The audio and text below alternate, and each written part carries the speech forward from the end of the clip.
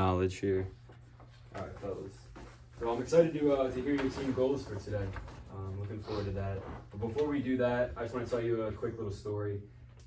It's a silly story. Some of you guys already heard it from Friday, but I think it's powerful enough that we could hear it again and it can benefit us. So imagine there is this boy riding his horse through the forest. He's about your age.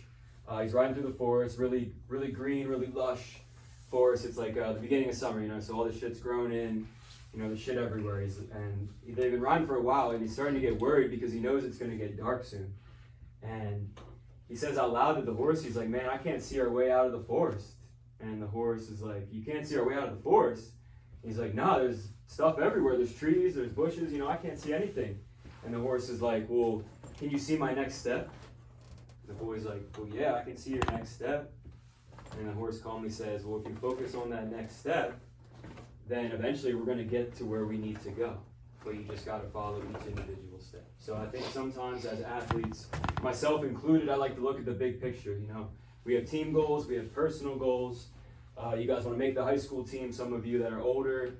You want playing time for the Mavs, or you just want to play to the best of your ability.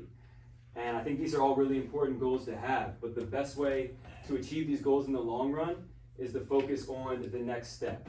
So what can I do right at this moment that's going to help launch me towards my goal?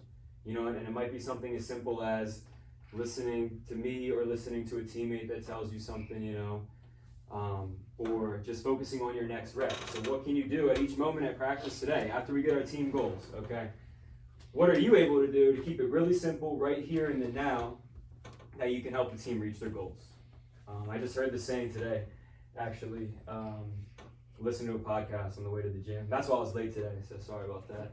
I was trying to get swole, but like you guys, so I was in the gym. But the saying was, the foolish man looks to the future for happiness, but the wise man grows it right under his feet.